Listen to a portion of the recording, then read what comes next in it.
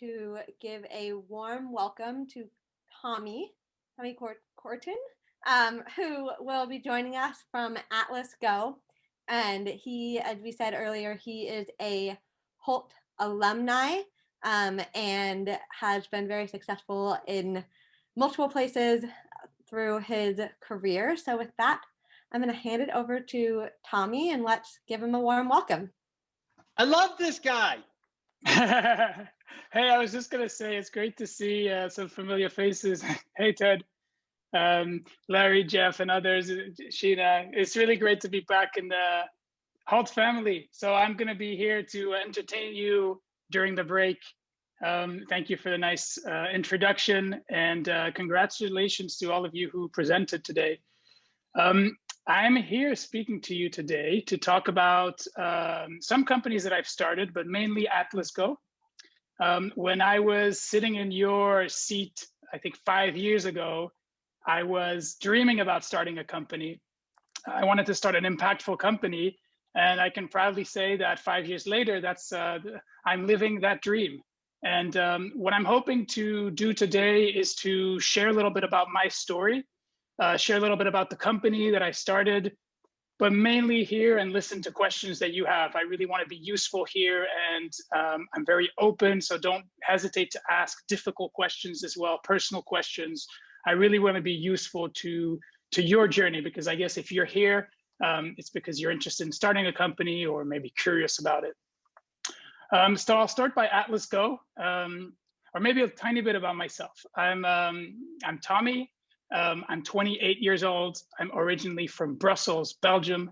And like I said, I moved to San Francisco around 5 years ago to start this company called atlasGO.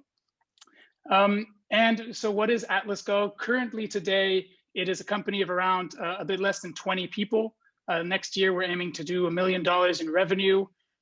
We have 3 impactful products that we sell. The first one is virtual races. We help nonprofits organize virtual races through our software. Nonprofits around the world. Last year, through our solutions, we've helped a bit less than 100 nonprofits raise more than $4 million for their different charities. And so we help them organize these virtual events through our software. And the same software is used also to help companies engage their employees. So this is the second product. We call it employee engagement. And we've worked with hundreds of companies in the US and Europe.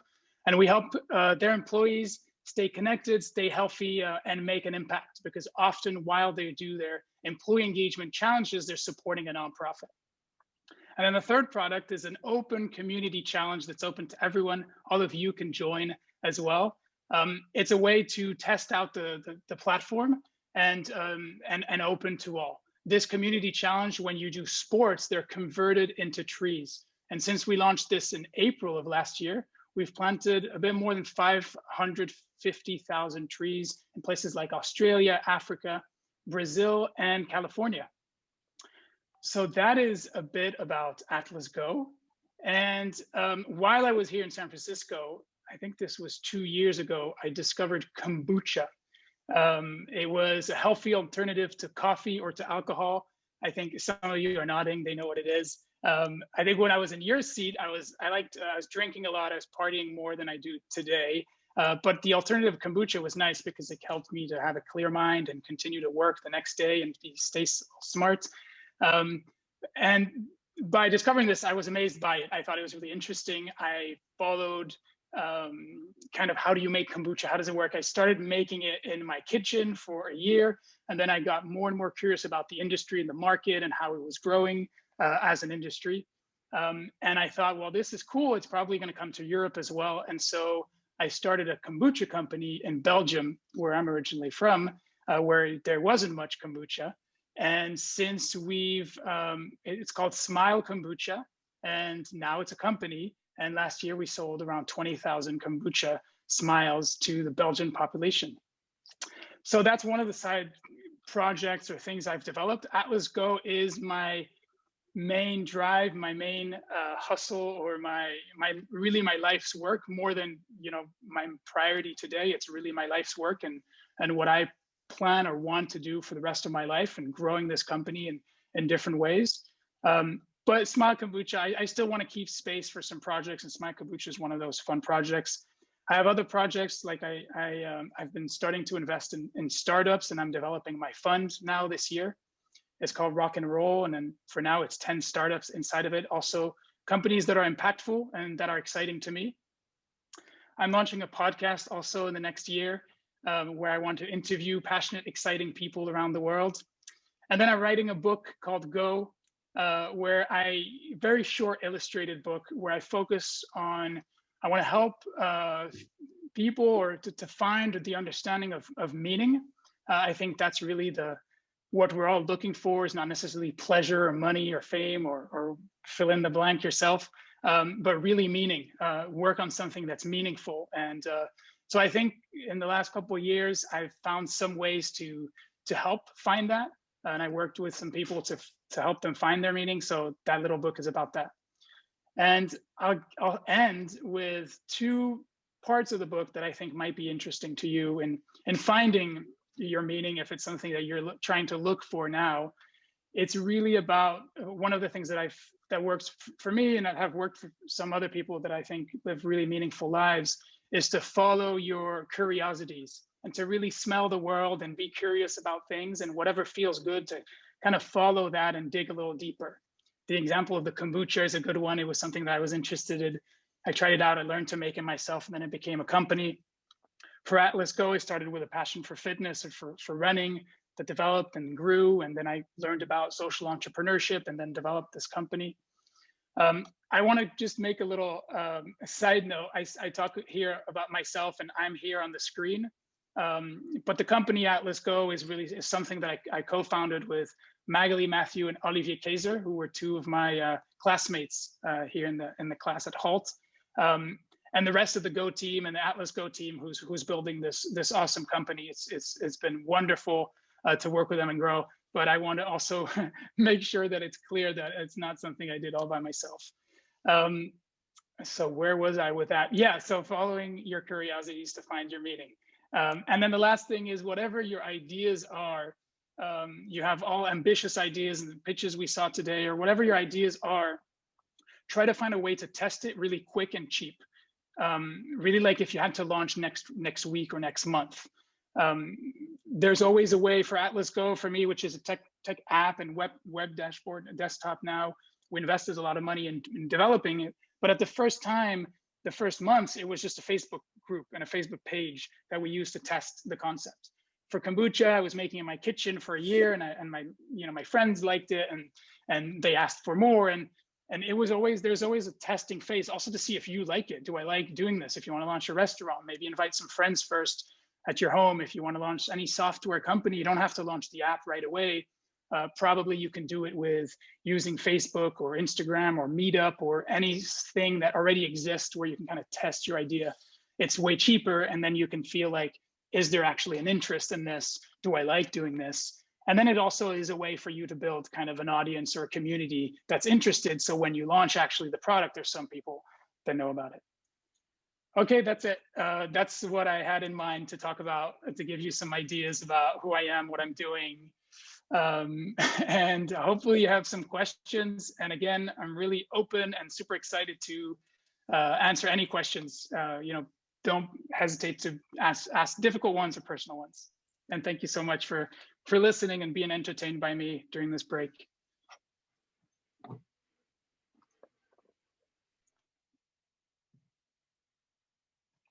So how does it work? How do I answer questions? Everyone can just unmute themselves or type in the chat if you have a question for Tommy. Cool. My question is, what are you drinking? I don't think that's kombucha. No, did you ask what this was? Yeah. It's a new, my new interest is making smoothies. This is delicious and really feels good. It's spinach, pineapple, mango, banana, and it's good. If you want to try a new green healthy smoothie, this is a really good one. Someone else started talking and I don't know who it was. Yeah. Hey, Tommy. Thanks for your time. My name is Edouard. I'm from France. Hello. And, Bonjour. Bonjour. Where are you? I can't find you. Okay. See you. And my question was, so for your secondary kombucha business, you said you went back to Belgium, and my question is more like on the market research side of things. Do you think that going back home for an entrepreneur, like having a business back home is advantageous because you said not a lot of people knew about kombucha in Belgium. I'm sure not a lot of people know about kombucha in France either. But having that kind of perspective on the local market, how did that? What was your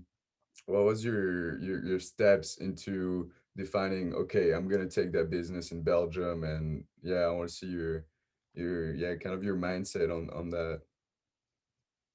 Yeah, that's a great question. And since you're from France, it makes a lot of sense to ask it. I'm gonna, for sure, I think it's, yeah, I think this is, as you've seen, I don't know if you're doing this class remotely or if you're actually, some of you are in San Francisco and California, but if you are in, this is an exciting, innovative place. And so there's exciting, innovative things that come out of it. And usually I see that it comes a little later in Europe. And so, I mean, those things are maybe different than they were maybe 10 years ago, where things were a little slower in how quickly they came to places. I mean, France is very innovative. There's tech hubs there and entrepreneurship hubs in Paris, in London and Lisbon. So there's shit going on there. But there's definitely bigger, I think, I really have felt this from the moment I've been here. Things are more ambitious, bigger, and more innovative here. And so sometimes it is a good strategy to look around and sniff around here. And then if you see that something's growing, the example of kombucha, for me, it made sense. It felt good for me, but it made sense because people were looking to get away from sodas and alcohol. There was a lot of non-alcoholic stuff, and there's that in France and Europe as well. So I was like, this market's going to grow. And they're just, everybody's doing kombucha in California because this kind of they're a little bit more ahead of the curve. And so I think it makes sense if you're looking to launch something in France to analyze what's going on here. And sometimes this is another thing is sometimes I think with atlasGO we really innovated, and it's really something that's very new, and it's very innovative. Kombucha is less, right? And sometimes it's okay and good to do that. Also look around and things and companies that you think are great or market that are interesting, and think, well, I can do something similar, and then you bring your own twist to it, and you make it great and amazing, and you add your own vibe and culture, and that's also a great way to do it. So yeah, I think it's a good plan and strategy to sniff and look around here and bring some ideas back to Europe. Great, thanks. Sweet. And send me a message on LinkedIn if you want to tell me what you have in mind, or if you want to continue the conversation. Yeah, sure, will do. Thanks, mate. Cool. So hello, Tommy. So you clearly had a very incredible journey.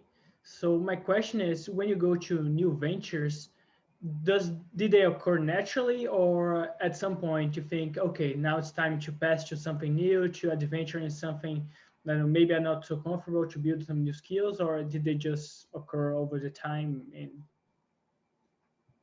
Yeah, thank you. That's a nice compliment. Mauricio, is that your name? Mauricio? Yeah, that's correct. Where are you from? Brazil. Cool. Well, I think they come naturally. I think I mean, the beginning of developing atlasGO, it was a lot of work. I'd say for the first 3 years, not much working on weekends and working a lot, not having much of a balance, and so not so much space to think, what other companies do I want to launch. So there's that as well. There's like that reality of the hard work in the beginning, where you just don't have resources, and so you're really needing to put those extra hours, and kind of it needs to be your everything. It continues to be a big part of your life, but I think today I'm happy to be in a place where I feel like I have a little bit more balance, and I have some space to develop some extra passions. But yeah, they came naturally. I think it wasn't really a strategy of, oh, I want to develop different companies, or I've always been excited about developing and growing projects. That's the part that's exciting for me, from really going from 0 to 1.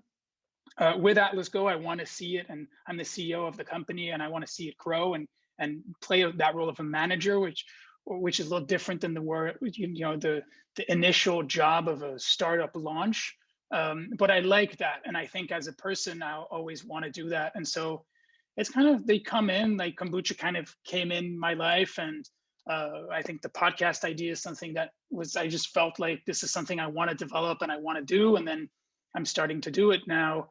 I've been interested in writing stuff since I started the company and writing my ideas down, and then now I'm feeling like, oh, maybe I can share them with other people. It might be useful because I see some friends and family that ask me sometimes for some advice or some ideas, and so I'm like, well, maybe if I write a book, I can share it with more people. And so there's kind of organically, I think it comes, but I'm also I'm feeling the world. That was one of the things I was saying. You need to be curious and feel the world. I'm constantly curious and reading and about stuff and listening to podcasts and meeting interesting people that give me also ideas. And then I'm like, oh, that sounds cool. I want to do it too. Hi, Tommy. Thank you for Hello. your presentation and thank you for sharing this with us. I have My one pleasure. big question. How do you manage your time with all of the ideas and your focus? How do you manage to focus on several and actually make them happen? Yep. That's a big one. Francella. Francella, where are you from? El Salvador. You can call me Fran. Frank, cool. Fran. Fran. Yeah. Okay, cool. Thank you. Yeah, that's a good question. It's actually something I'm writing about because I want to share it, because I think there's some things that are interesting or useful about how to be productive and efficient and stay focused. One of the things I would say is Smile Kombucha is something that today is a company. I'm currently in California right now. It's a company that's running itself in Belgium, and I'm not part of the day-to-day of the company. I was more part of it in the beginning to really launch it, developing, bringing the idea, building the team in Belgium. So there was more of my time that I was putting in. Today, I'm not in the day-to-day. I'm not making kombucha on a weekly basis. My focus, really, my day-to-day is atlasGO. But there's different ways I do it. I have, for me, it's two simple things. It's write your goals down, like list what you want to do. And then number two one is put it in your calendar. That's kind of the overall summary. The way I have goals that I look at on a yearly basis. I have goals on a monthly basis, on a yearly basis, and then monthly goals, and then weekly goals, and then daily goals. It can feel a little intense, but it's kind of makes me feel free and feels like I have a lot of time to, travel, be with friends, family, build companies, do what I want. I think of these. I think of this with intention of what I want to do and why, and I think about it quite a bit. And then I think about what feels good. Why do I want to do this? Is it for the right reason? To really focus on, because then you can limit the things that you do and you really do what you want. And a lot of other stuff, distractions, you let go of. So I think that's a part of it. I party way less. I remember, 5-6 years ago, something that took a lot of my time was flirting. It's something I really like to go out, and really it's true. And it's something it's a big part kind of where I'm more focused. I'm with, a partner. I love her and she supports me, but I'm more focused there. It's distractions, social media, all these things that sometimes don't feel good. Hanging out with, people that make you feel good, that grow you, that build you. So it's a little bit of thinking of like, what are the things I do on a weekly basis, and focusing on the things that feel good and that I really want to do. And then putting your goals in your calendar. And I list when I have something that I want to do, something that I want to build. I define kind of how I want to do them, and I put them in my calendar, really literally in it, a meeting or a time slot to do something.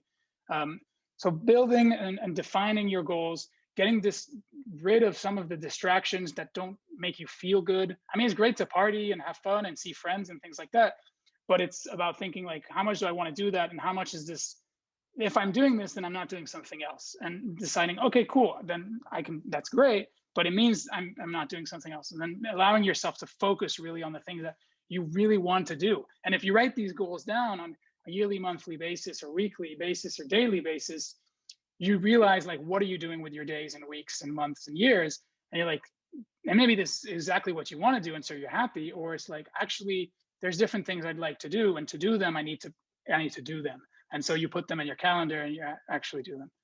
I hope that's that's useful. It's a little bit in different places, but I'll share an article about this, and kind of the thinking of how to set these goals, and then how to put them in your calendar. Thank you. Thank you.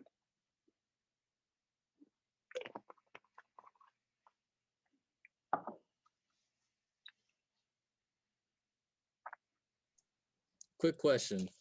What's your my name is Connor. Thank you, Tommy. Hey, Connor. What's your sleep schedule like? Because I know when I'm sure like everyone that pitched today, we've been trying to get some sleep, but maybe an idea pops up in our head. How do you often kind of like detach from it? It sounds like a silly question, but it's kind of hard to like not think about it over time. Oh, like that. Okay, because you have all these ideas, you're stressing about your presentation. You're like, okay. Well, I sleep pretty good. I sleep I think around 8 hours a night, and I feel I almost never put an alarm on. Wait, I want to put back the gallery view so I see all of you. I almost never put an alarm on, because I kind of naturally sleep my hours and then wake up. So I'm kind of chill, I think. I was less chill maybe 4 or 5 years ago. In the beginning, you have a lot of questions. You're doubting yourself also a lot. You're not sure if this is an actual company, an actual need. I think those were things that were stressing me out, especially when we started raising money and I was realizing, do I know what I want? I think I knew what I wanted, the vision and the mission, but you're not sure that you're actually having a company until you're starting to really make revenue. And so that was something that was stressing me out. I think some things that have been useful to chill out, I have a morning routine. I do 6 things every morning. I meditate for at least 10 minutes. I'm grateful for at least 3 things. I think about these simple things like, oh, I slept well, that was nice. Or I'm happy that I have a family that loves me. So I'm grateful, meditation. I take a cold shower. I check my calendar, because that's where my to-do of the day is. I do this every morning. I don't remember. I drink. I don't always have breakfast, but as a reminder, like, to drink something, often water with lemon. And then the most important one, I kiss Celinda, which is my partner, every morning. And and that's important, especially sometimes I'm in Belgium or I spend some time, I'm far away. That's a thing every day, a little kiss. It can be a message as well, but it's an important part of it. That allows me, I would think meditation, something what's just crazy in starting your own company is you learn a lot about entrepreneurship and business, managing a team, launching one, but you learn so much about yourself, which is really cool and an interesting, a very exciting journey. I think that's just worth the journey. And one of the things that I've learned that has been really helpful is really meditating and taking time to sit down and breathe and be aware of your thoughts. And this might help also in, the question about productivity, how you manage your time. When you're aware of your time and your emotions, when you're aware of your emotions and you sit down and think about it, even if it's just 5-10 minutes a day, you think about what you do. And you think about, do I want to go see that person? Do I want to do this thing? Do I want to eat this thing? Do I want to think about this negative thing? And these things, just sitting down allows you to be more aware and be more intentional with your life. That's been a really important tool, for my personal journey.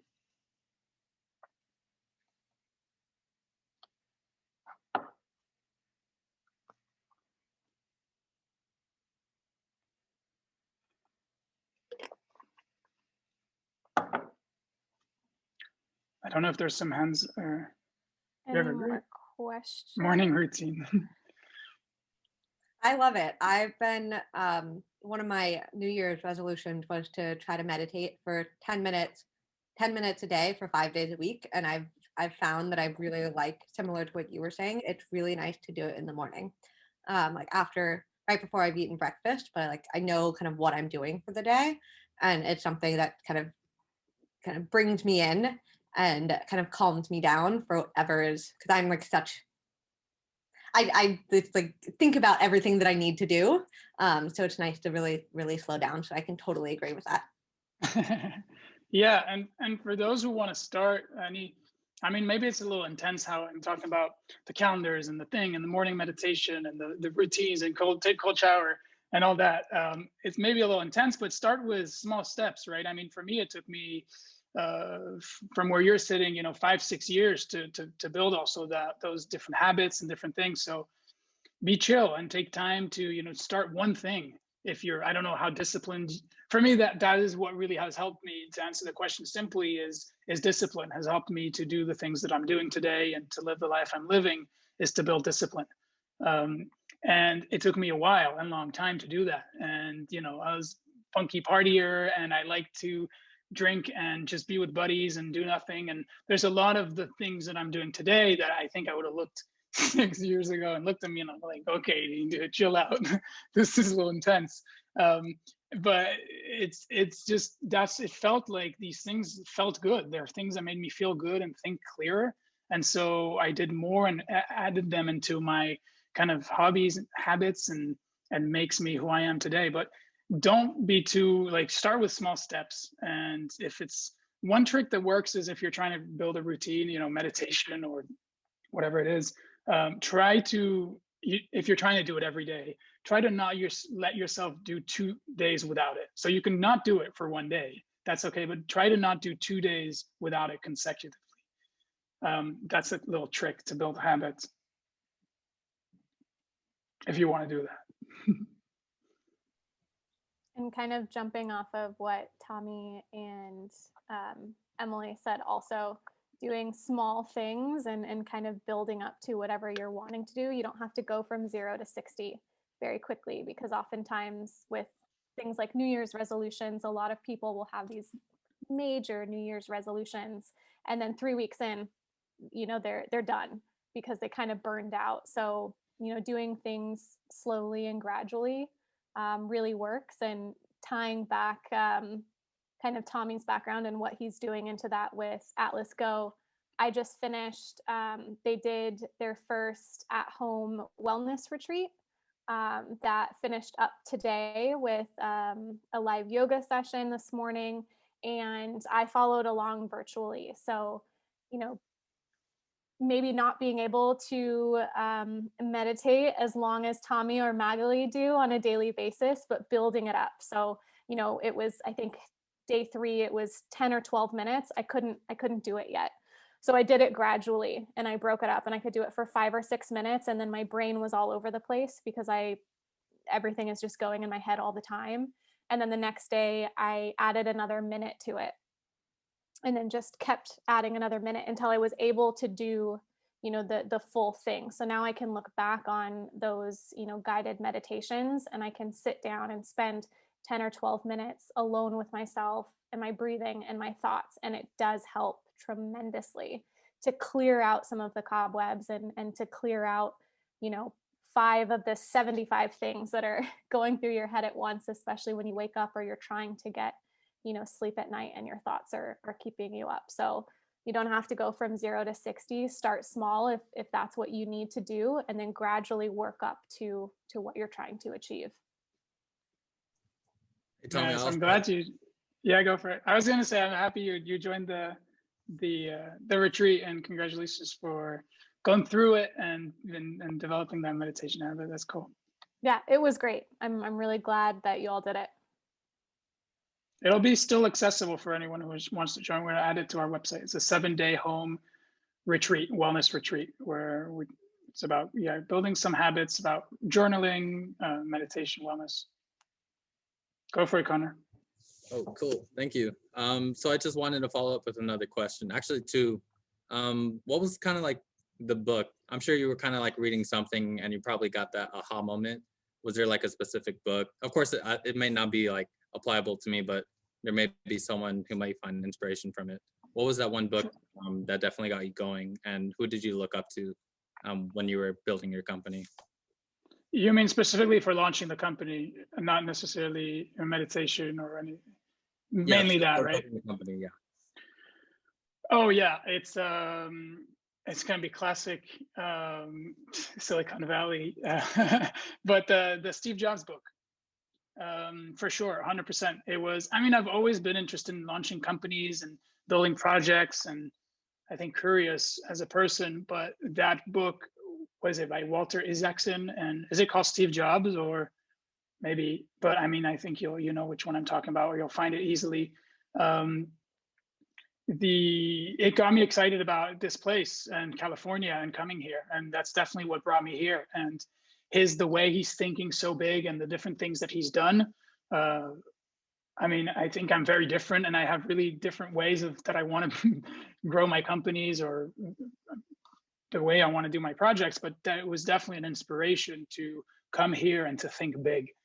I think when people ask me what's the difference between, you know, Europe, Belgium, where I'm from, and this place here, San Francisco, it's not necessarily that people are smarter.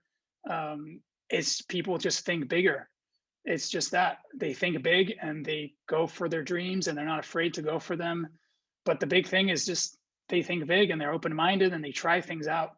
I don't know exactly what I read this book really a long time ago, but I know that that was an important book. For meditation, 10% Happier really worked for me. It was about, you know, someone talking about meditation, about being something skeptical. You know, it's something that I feel like it has changed a little bit, but it has kind of a bad publicity where you feel like you're meditating and levitating, and this is just for these monks who are in Tibet, or I don't know, these kind of this inaccessible thing. And that book helped me. 10% Happier by Dan Harris helped me to realize, well, it's just something you just sit down and you breathe. Like, it's not a big deal. Don't make it this big voodoo thing. Is you sit down. I do that in an Uber sometimes. I'm just sitting down for 5-10 minutes, and instead of checking my phone or doing something else, I'm just kind of sitting there and breathing, and that counts. I'm trying to find. I know for me, Tim Ferriss has been a big influence, has had such a big impact on the different things I'm talking about today, on how to be productive. So Tim Ferriss has a podcast where he interviews high performers, and so from him, but mainly the people he's interviewing, I've learned so much. So his podcast has been a huge. Some of his books, The 4-Hour Work Week, has been helpful in finding balance from work. Kind of those are. What are other books? I'll think about it if there's nobody who has a question. But if somebody has a question, please shoot. I have a question.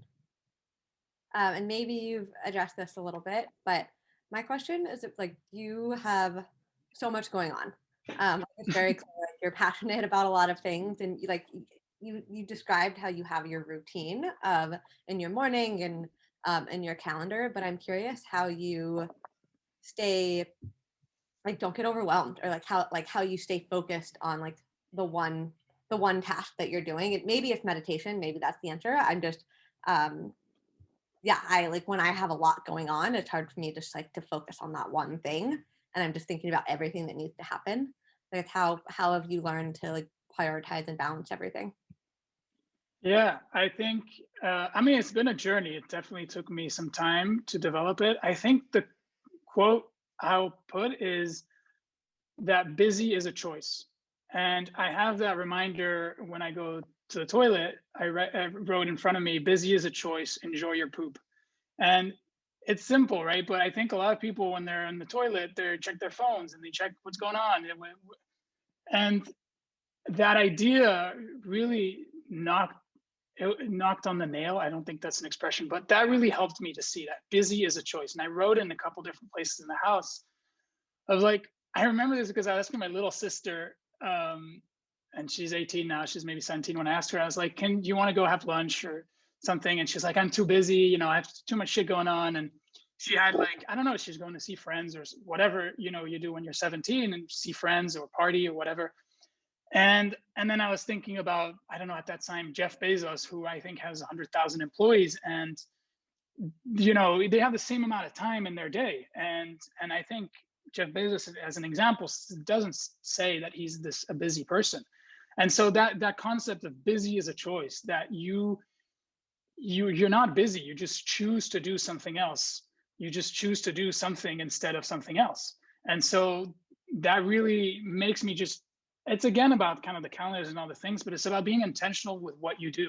And if someone says, do you want to see me next week? And you're like, I'm too busy. I don't want to have a life like that. And I don't have a life like that.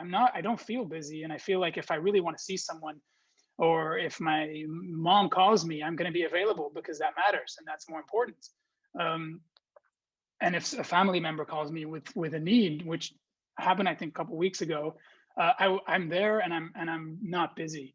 If I really want to go sailing next weekend, I'm not busy.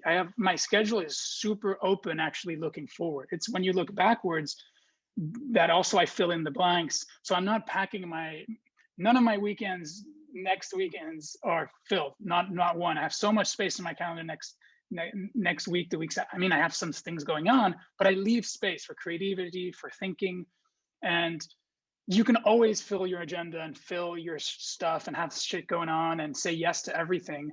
But for me, if it's not a fuck yeah, it's a no. And so I say no to a lot of things. And it comes back to distractions.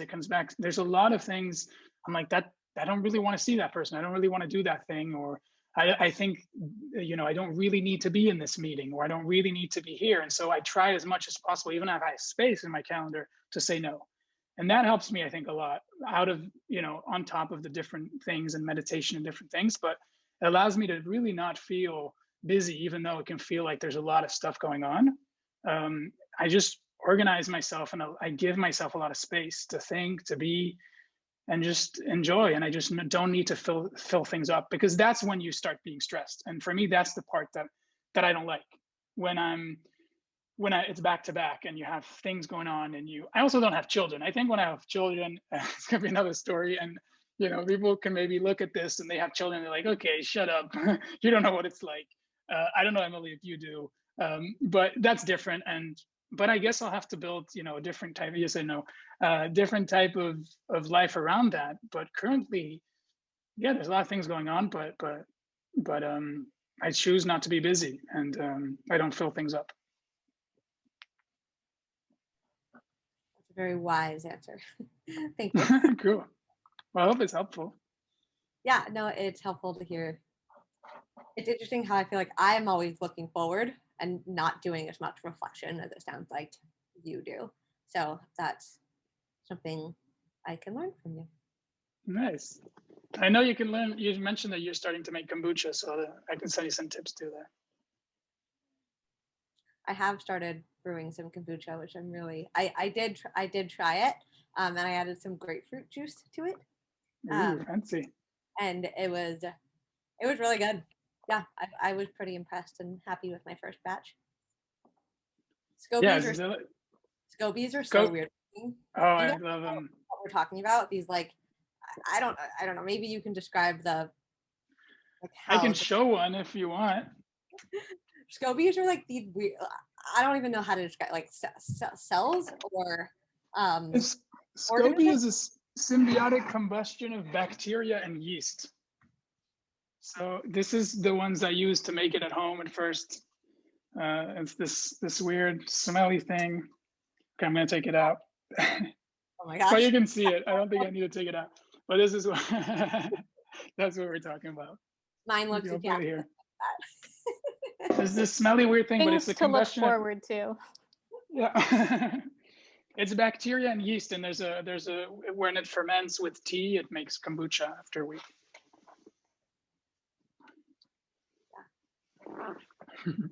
Tommy, are you vegan?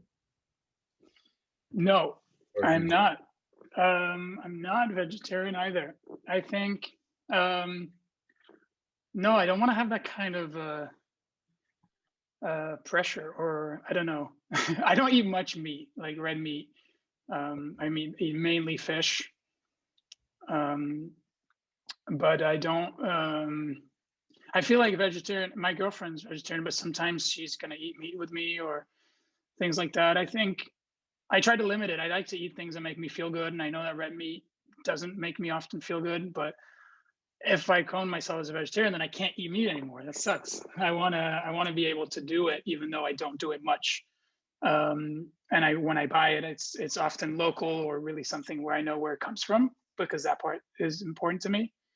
But I think it's good to have moderation, but also have moderation on moderation. And so I moderate my meat, but I also accept that sometimes I'll just go eat a burger because I like it.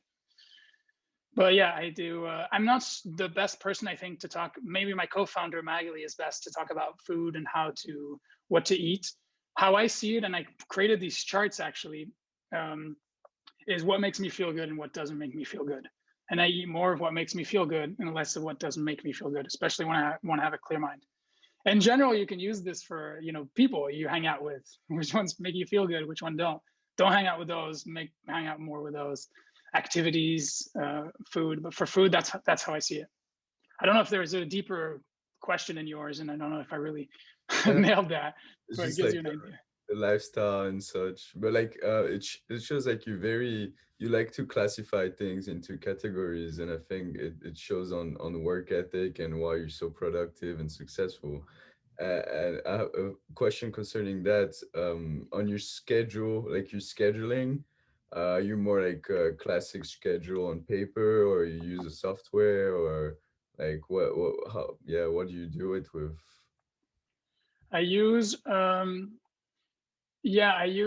think I'm thoughtful about the things I'm doing, but food, I'm learning also. I think food is one of the things I'm learning lately to get more. I was more thoughtful about like how to be productive and what are the things you do. And then now I'm a little bit, making smoothies and learning a little bit how to cook and things like that. It's kind of a new thing. How I organize my stuff. Again, it's all in the calendar. That my to-dos are in my calendar.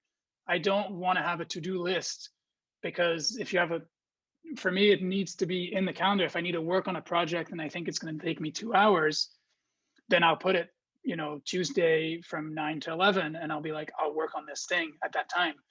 Because then the time allocation for it, and it's there, and it's in your calendar. And you can fit it also. If you're like, if you want to do like 10 big things that last 2 hours in one day, then that takes you 20 hours, and that's kind of too much. So that also allows you to be realistic with what you're capable of doing that day or that week. So for me, I use really my calendar as my to-do list, and that's how I organize my stuff. I also use notes.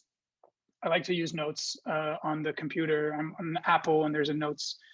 I think Wonder Notes, or is that a thing with the elephant? I know that's something some of my friends use, but it's a simple thing. Is really keeping it simple. I try to keep actually things as simple as possible to not be overwhelmed with productivity tools and things like that. When I do take paper notes, though, this is a trick that I have been doing for a couple of years now. I fold my piece of paper, like A4 paper, and I fold it once and then twice, which makes it smaller. And so I'm more focused in my notes. I'm sure you're familiar with the A4 paper where you're writing everywhere and then the other side too. And you're like, shit, this is going to be really hard to retranscribe to my computer. When I fold it in 4, I'm just more focused and I write kind of more neatly, and it's easier to retranscribe to my computer or an email or something like that. It's a little trick for people who like to write. When I draw, when I design, I use paper, and I think I'm more creative that way. Cool. Yeah, thanks. At this point, thank you so much, everyone, for asking really great questions. Tommy, for being here and sharing your life and wisdom and thoughts and food and all of that. So it's That's been fun. really great to learn more and hear from you.